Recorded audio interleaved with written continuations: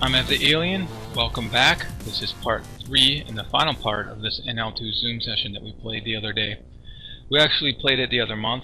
I've been really slow in putting out this video. It's April now, and I think we played this back in February, so I've just been, pretty slow in recording the voiceover. I had problems with my sound card. Actually, no I didn't. I just made that up. I've just been lazy and busy. Anyway, bottom left we have pocket jacks and a full house. We are waiting for villain to call our all-in bet, and he's thinking about it, but he folds. So maybe we could have got him to call had we bet a bit smaller. And upper right we opened up pocket kings, we got a caller, and we are going to do a standard C bet here. Hopefully he has a queen, but nope, he ends up folding. And like I say in every video, guys, if you see any hands that you want to talk about, just put a comment below. And try to put the timestamp in the comment too, so I can find the hand in this video. Bottom left, we have an open and early position from a tight player. I just labeled him a nit. And we're gonna 3-bet that.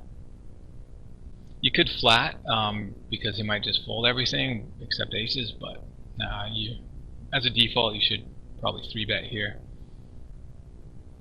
Hopefully he calls, but he ends up folding. Upper right we are flatting with pocket threes for the set mine, and it's multi-way. Would be nice if we hit our set multi-way, but we miss it. So we're just going to fold. Pocket 3 sucks. In the bottom right table, we have pocket 4s. In the big blind, there's a limper. We're just going to check and see the flop. You could raise here, but like I keep saying, we're playing 4 tables of Zoom, and I just want to keep our decisions simple. Don't want to have to spend a lot of brain power on a complicated hand, playing pocket 4s out of position. And upper left, we're going to flat with the pocket 3s for the set mine.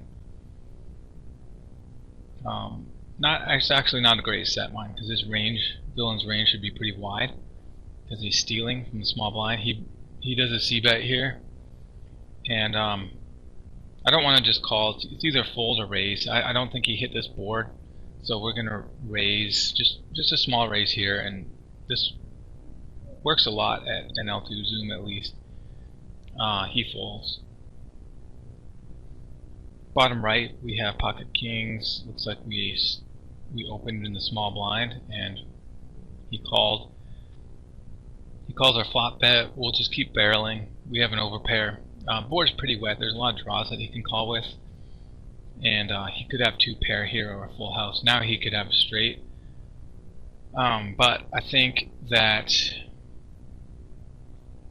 if we're behind, we'll put out a small bet here. Small bet that he can call with a single pair. And if he's got a boat or straight, he can raise it and we'll fold. And he ends up calling, and looks like he mucks. So yeah, we won that. Got a bit of extra value on the river. Bottom left, we got top pair here. He's betting out. I think we have the best hand here. He might have a club and he wants to see the next card for cheap, so he's trying to set a price. We're not going to let him set the price. And he calls, but now a bunch of clubs on the board. If he's got any club, he's ahead of us, and we'll just let him have it. Upper left, we open up aces, I think, and we got called. And we're just going to put out C bet, and everybody folds.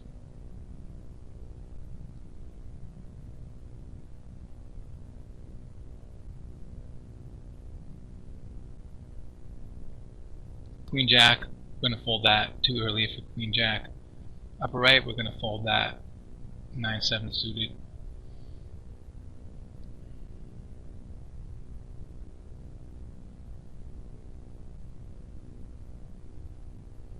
Bottom left, we're going to flat for the set mine. It's not actually a great set mine because his range should be pretty wide there.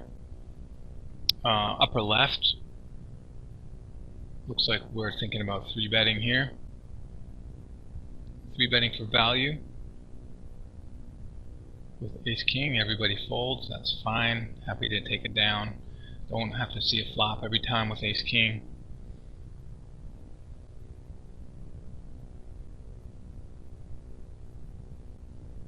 Upper left, we're just going to steal king 6 off. Not a great hand, but yeah, the big blind looks kind of tight. So far he's folded to every blind steal.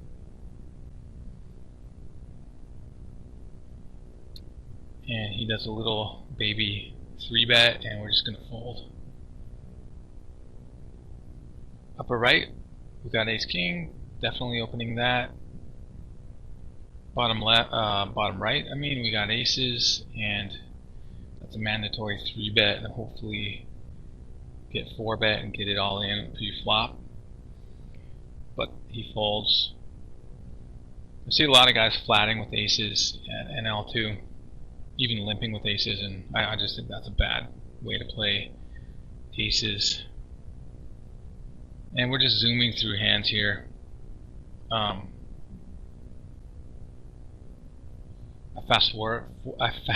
can never say that. I fast forwarded a bunch of the boring hands so I can fit this into 30 minutes. Upper right, we got ace 8 off. We're going to open up and steal that blind, or attempt to at least. And he calls. We see a flop. We probably have the best hand with ace high, unless he's got, like, you know, a pocket pair or something. Hopefully we can just take it down with a c-bet here. His aggression factor is 20. His fold to c-bet is 50. So looks like we're just gonna let him have it. He's probably gonna do a float bet here. Yeah, he probably doesn't have anything. Maybe he does. I don't know, but just gotta let him have it. We're out of position, and I don't like fighting over small pots at NL2. Upper right, we got kings. We've had a lot of those in the past few minutes. We're gonna raise here. 3-bet this guy.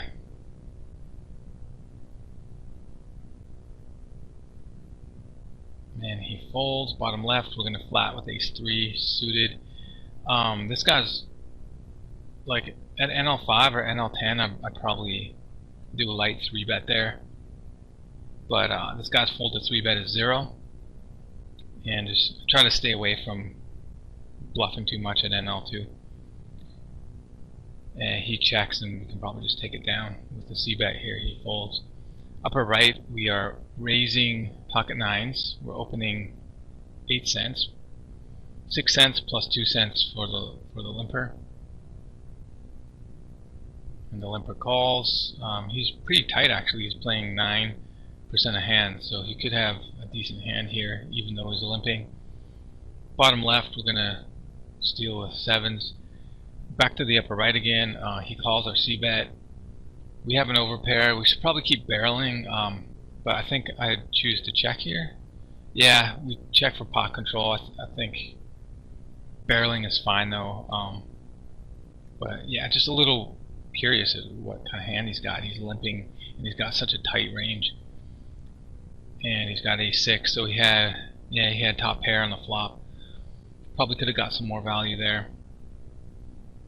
And bottom left, we're just going to call that. You know, at higher stakes, I'd probably 3-bet.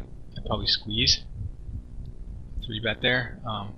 But at NL2, you're just going to end up playing out of position all the time because people don't fold, and we have top pair and a flush draw here, and we're just going to check call top pair. Now we got the flush, so I don't want to check and try to be tricky, and hopefully he bets and we can raise. We'll just bet for the guaranteed call. Well, not guaranteed, but anyway. Bottom right, we're 3-betting kings again. It seems like we've had kings 3 times in the past 10 minutes. And every time we 3-bet, they fold. Hopefully we get a call one of these days. Nope.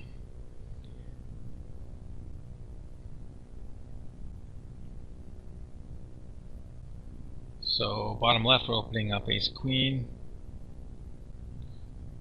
We get folds. Upper right, we got ace jack. This guy's super aggressive, super loose, playing 54% of hands. And he bets out. We can float, we can raise, we can fold. And I think he doesn't have anything. He should be scared of the clubs. So we raise and hopefully he just folds. If he doesn't have a club, it should be hard for him to call.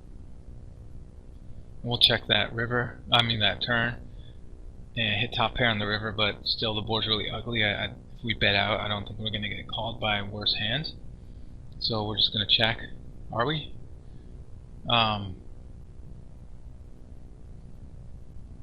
Looks like we're going to bet. Okay, apparently we're betting.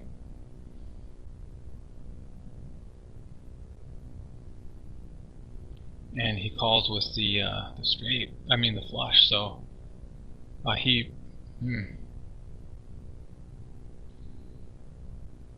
was weird. So he did have the flush there, and that's why he called. If he didn't have the clubs, I think we could have just taken down that pot on the flop. And yeah, so we missed some action on some other hands, but whatever. I'm trying to pick the best hands and talk about those.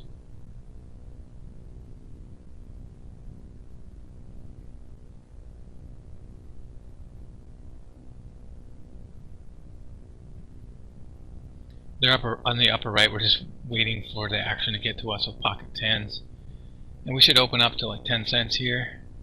6 cents plus 8 for the limper and 10 for out of position. We open up a little bigger and everybody folds.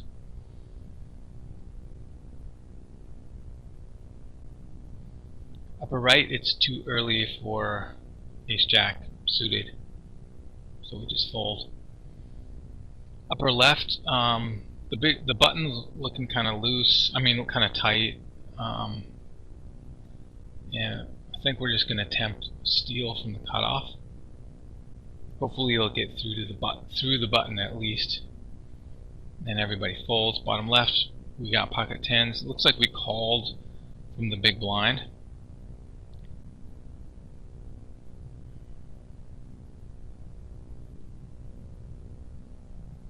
I think he opened up like it was 10 cents maybe pre-flop, kind of big, so you gotta wonder what he's got. At the time I don't think I was thinking about that. And here we have an open ender and a 10 high flush draw. I'm not sure about donking that turn. Yeah, it sucks playing out of position. But yeah, we'll just check. All we got is a pair of tens on this board. And he bets out pretty small. We're probably behind. There's so many things that he can, like over pairs and queen, flush a straight, full house. There's a lot of stuff that we're behind here, but I think we decide to call because the bet's so small. We're getting good odds. Yeah, we call. He's got aces. Aces. Yeah, I don't think we play that hand very well. I don't like the turn donk there. And if I was going to donk, I think I should have bet a little smaller.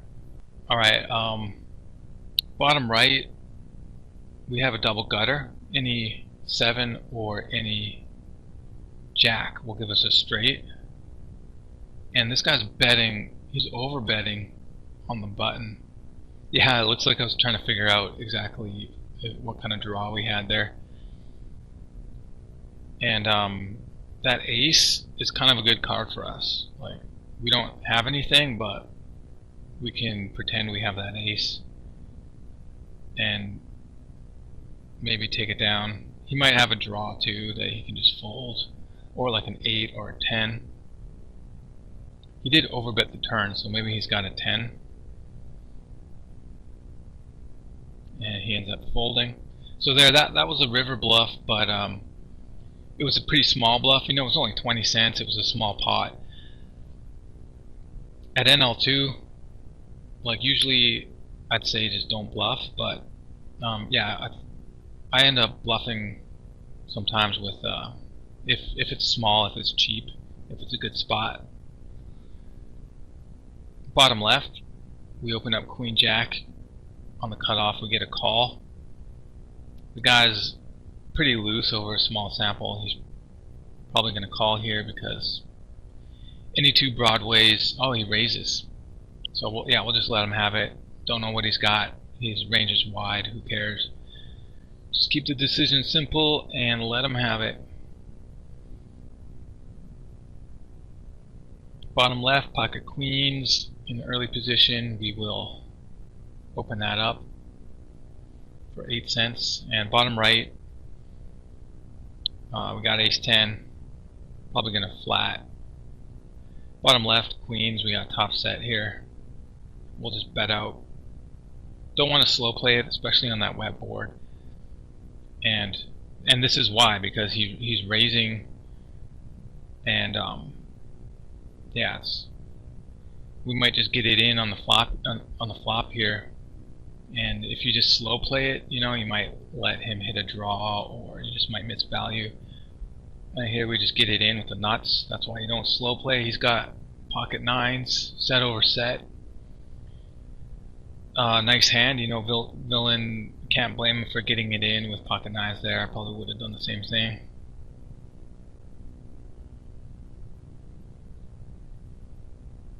Upper left, king queen suited is pretty early. Usually I don't open it in that early position, but I was feeling a little risky today or this day, so taking chances. King queen suited, early position. It's Zoom too, so people fold a lot pre-flop, and you can get away with opening a bit looser sometimes, I think. And bottom right, we got top pair. We opened up pre-flop, and now second pair. We have second pair here. We probably have the best hand. And there's a lot of draws, straight draws, flush draws that can call here. He might have a king, which would suck, and now any 10 has a straight. So yeah, let's see what we end up doing here.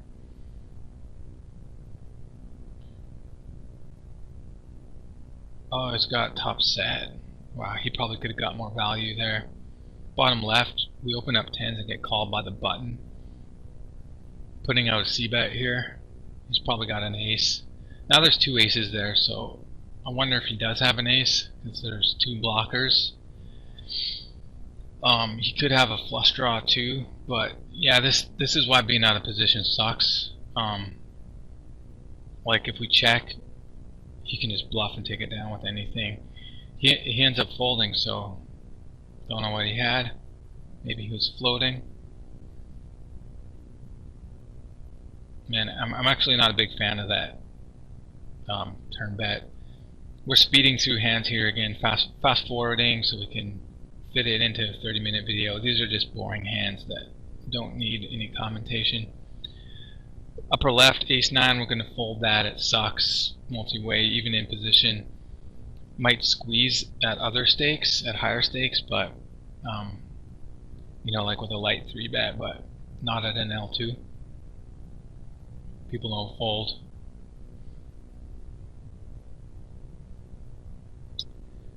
So bottom right, ace queen.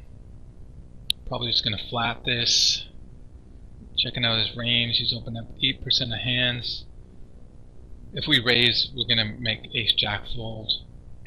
So we don't want to do that. Make all the worst hands fold. And there's a big donk bet from the small blind. That could be many things, and I don't really just want to battle for that pot. He might have something good, or like an overpair or something. Upper right, we're going to call with a speculative suited connector, and we nail the flop. Very nice flop for us. So we have pretty good hand here. Has it checked around to us? Yeah, it checked around to us. We'll bet out. We don't want to slow play it because any diamond will make our hand weaker. Like if somebody's got a king of diamonds and they don't have a flush yet, and then another diamond comes out, they'll have a better flush.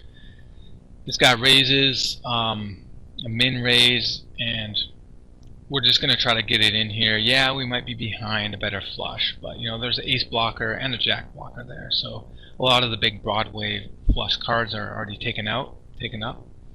And yeah, we get it in against ace jack. He's got 6 outs, and take it down. Good hand. Upper left. Looks like we might have called a pre-flop raise, the king queen. Not really a good call pre-flop, actually, if that's how we got in the hand, because his range should be equal or like better than ours. Bottom left, we open up 10s and we get min raise. Oh, not min raise, pretty close to it though. I wouldn't mind folding there actually, because you know, pocket 10s is hard to play out of position, but we're deep. We both have about 200 big blinds, so it's. Yeah, I'm gonna set mine. We're getting good odds for a set mine, even though we're out of position, and we missed the flop. So 10s is still not that good. Like, even though we got an overpair, it's not that good out of position. And I think I'd be fine just folding there on the flop, because we're gonna have 2 more streets to play out of position.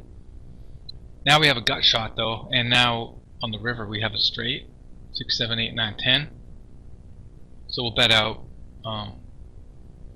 Yeah, and he folds. I think we got kind of lucky on that hand. So it's interesting how, like, since I played this session like 3 months ago, how my style's changed. I've learned a few things, and some of these plays I'm making here I wouldn't make nowadays. Bottom right. We're gonna flat. See, like, I think I'd 3-bet that now, but back then I wasn't 3-betting that much. And we check to the razor, and he lets it check through. Now we got trips and nut flush draw. Got to start getting some value at some point here, so we bet out the turn. We still probably have the best hand here, unless he's got like some random full house or flush.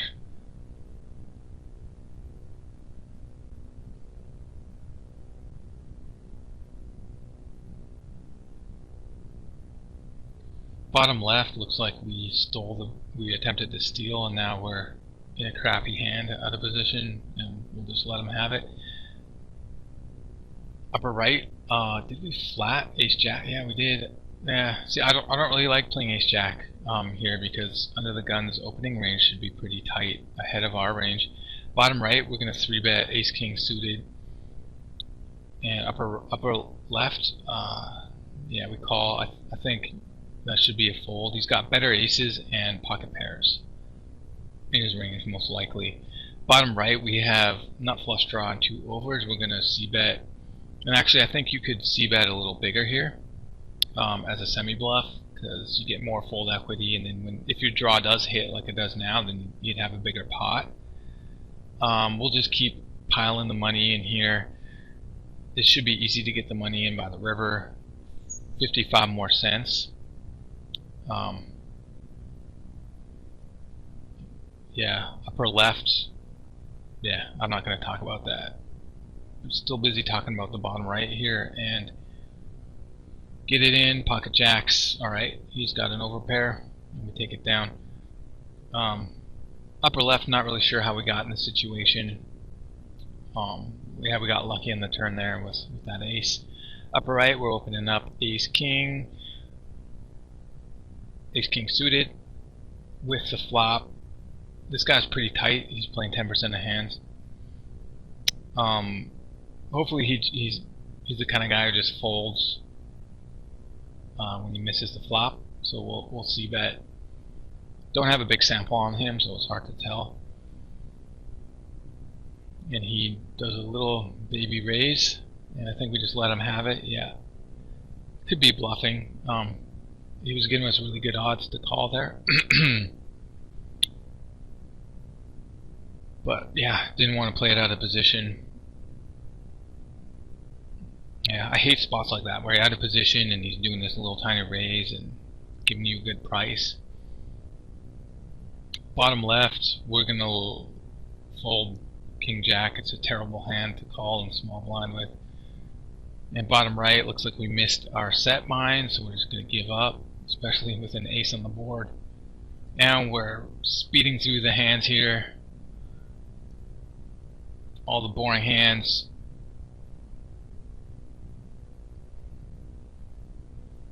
And it looks like we are talking about the upper left. We are min stealing 10-7 off. I mean 10-7 on. 10-7 suited. Just let them have it. The min steal looks really fishy, but I think it's profitable at NL2 in certain spots.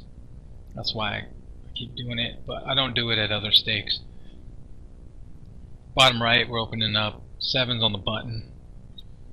We get a min raise. Is that a min raise? Yeah, it's a min raise from small blind.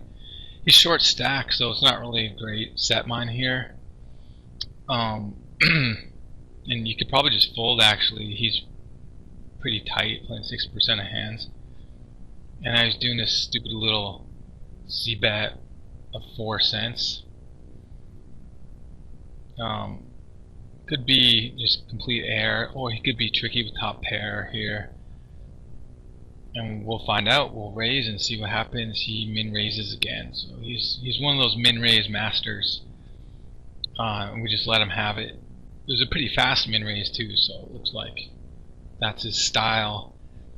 Lightning fast min raises, probably when he has a good hand. And he's short stack too, so he doesn't really need to raise big to get it in by the river. So let's look at the bottom left here. We open up ace queen suited, and it's a pretty nice flop. We're out of position multi-way, or no, we're like in the middle. But we'll c-bet, and you could probably c-bet a bit bigger there too as a semi bluff. And we hit the flush draw on the turn. Looks like I'm dealing with other tables first. Yeah, I'm making him think that we're thinking about that flush draw on the board. We'll just call. Oh damn, he had top set on the flop. We got lucky. Alright, let's have a look at the results for the past 30 minutes. We played about 500 hands. We're up about $8. There's a win rate. Biggest winner was pocket queens. It was set over set versus pocket nines. And the biggest loser was about 60 cents. Pocket tens versus pocket aces. Have a quick look at the graph here. That's what it looks like. And let's have a look at the whole session. An hour and a half. We played about 1,300 hands. We're up about $13. Expected value is about $12, so we're running a bit above that. Can't complain. The win rate's about 50 big blinds per 100 hands. And as you can see, we had a lot of big winners and not too many losers there. Not too many big losers. So that was a really good session. I don't want you guys to think that every session or many sessions are going to be like that. We ran really good, really well. We got paid off with our big hands, and we didn't make too many mistakes. We made some small mistakes there, but yeah, just keep your mistakes small. We didn't play perfectly, nowhere near perfectly, and you don't have to at NL2. You know, you just got to keep it simple. My approach to NL2, and I think your approach too, should be just to play solid ABC poker. Stay away from fancy play, stay away from big bluffs. You know, value bet your strong hands, fold your weak hands, and you can bluff sometimes, you know, but make the bluffs cheap, make them small, usually on the flop. No triple barrel bluffs, no big river bluffs. Keep the bluffs simple and on the small money streets. So, alright, that wraps it up, guys. We played an hour and a half. I hope you enjoyed it. You can find me on evthealien.com. I'm also on Facebook and Twitter as evthealien. Get eating good. See you next time.